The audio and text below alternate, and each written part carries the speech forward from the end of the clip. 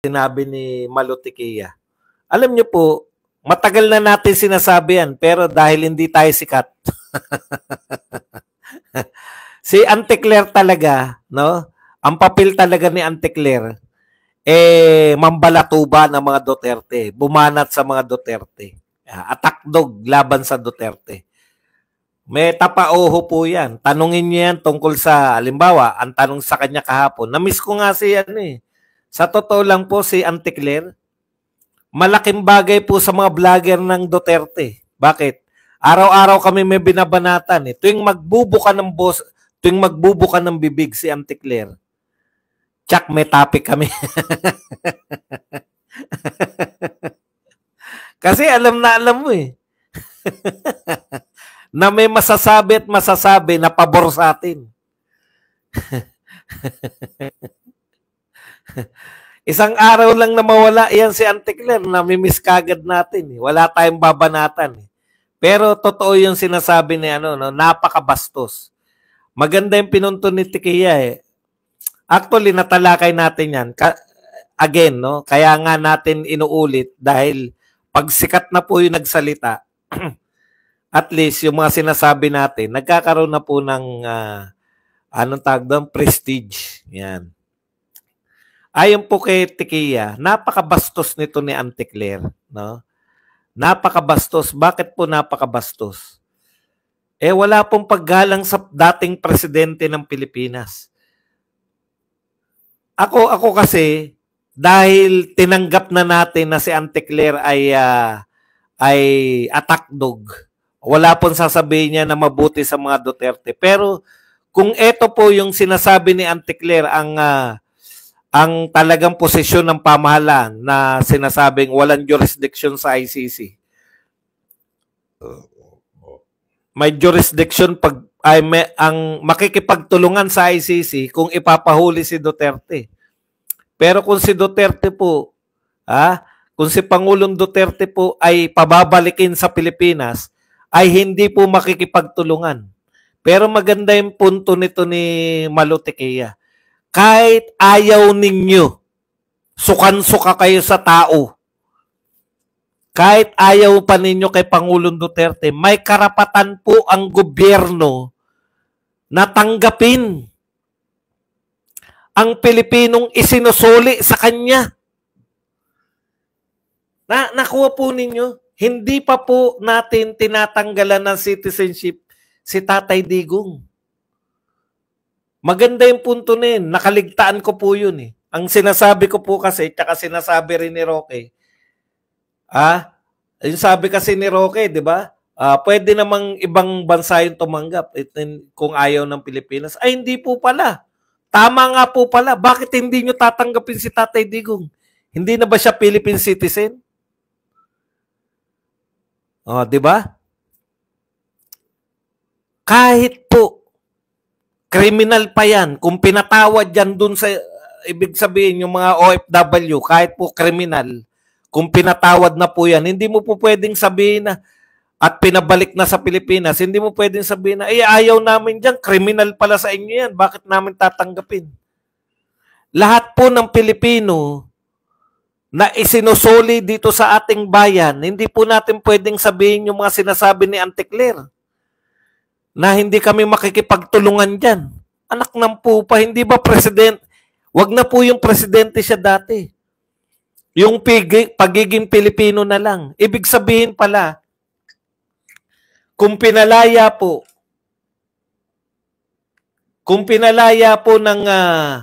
ng ICC, binigyan po ng anong tawag doon, yung pansamantalang kalayaan si Tatay Digong. Ano na nga yung tawag ng ICC dyan? Alam nyo yan . Nakaligtaan ko lang ngayon. Wala akong kodigo.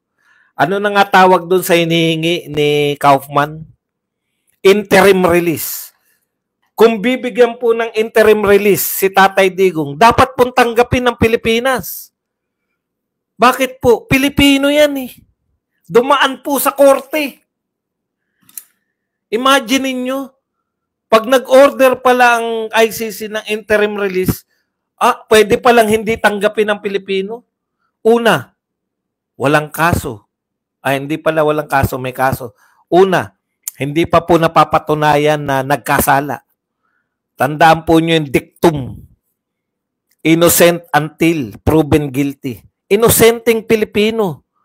Isinusuli muna sa Pilipinas. Hindi natin tatanggapin.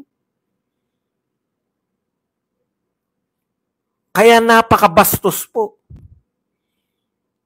Napakabastos. Kaya po dapat po talaga tayong palagan natin yung sinabi kasi parang tinanggap na lang din natin eh. Di po ba? Bakit natin tatanggapin na, hindi kami makikipagtulungan? Hindi namin tatanggapin. Pwede ba yun?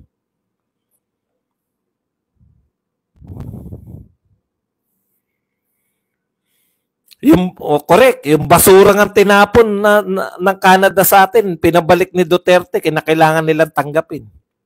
Kaya galit yung mga yan sa atin lahat eh.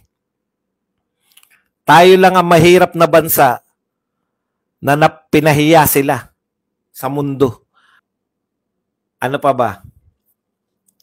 Yun pa po, no? Si Auntie Claire pa po tayo. Yung papel talaga ni Auntie Claire sa lahat, atake lang sa Duterte. Wala naman po siya na bilang ang tinatanong nga eh. Ganun na ba kababa ang tingin ng mga ganun na ba kababa ang tingin ninyo Malacanang sa mga Pilipino? Na yung press briefer nyo, wala nang prestihyo eh. Bardagulan lang ang gusto eh. Makipagbardagulan lang eh. Tignan nyo po, tama po yung ginawa ni Daryl Yap na sarcasm, na atake. O kung ano man ang tawag doon, yung ginagaya nila si ano. Kasi PCO yan eh. Dapat may paggalang din po. Hindi naman siya pangkaraniwang vlogger eh. Kung pangkaraniwang vlogger po yan. Pero kami pong mga vlogger ng Duterte, natutuwa po kami kasi may continuous supply kami ng sinusupplyan niya kami ng content. Alam niyo po sa mga vlog. Ito po aminin namin sa inyo. Kami po mga vlogger, araw-araw. Dahil araw-araw po ang aming vlogs eh. Araw-araw po ang problema ng mga vlogger, lalo na po ng mga political vlogger, ano ang content for today? Malaki pasalamat ko kay Auntie Claire eh. Once na magbuka ng bibig si Auntie Claire, meron na akong topic agad.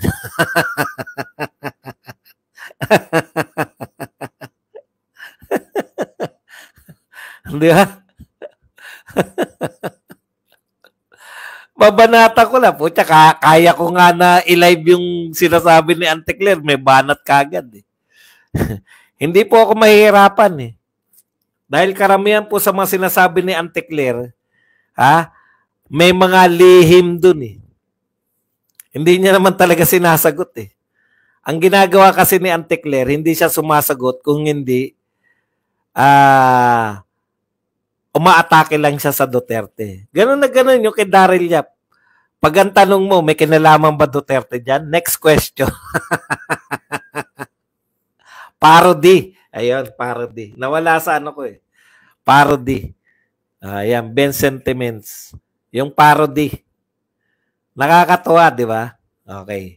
Yun talaga, tuwan-tuwa ko. Gagawin na po natin ito madalas na isasama natin yung FB. Minsan TikTok.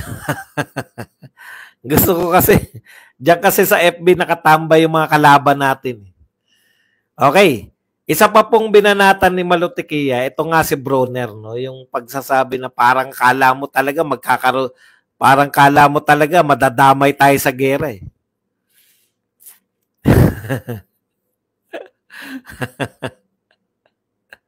Para raw hindi abogada. Mas vlogger si Auntie Claire kaysa ako natutuwa.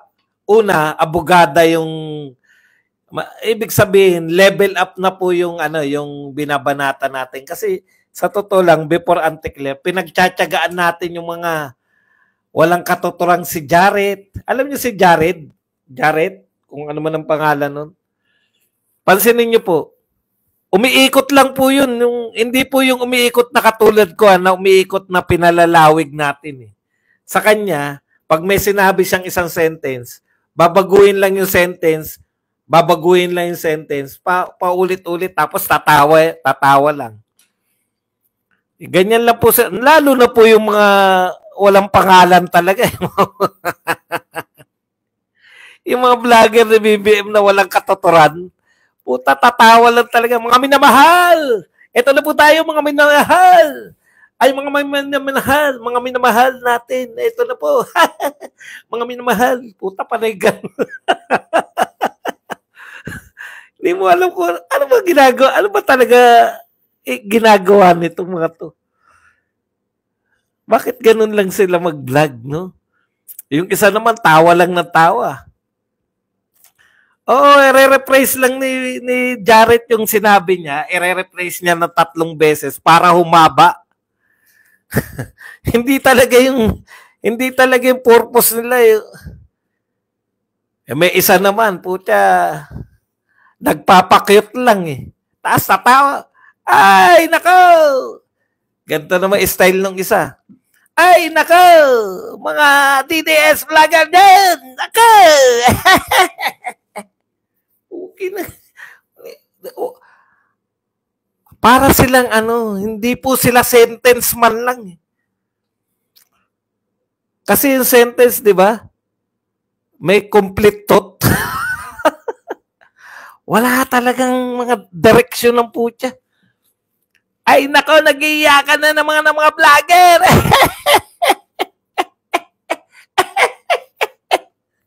Okay.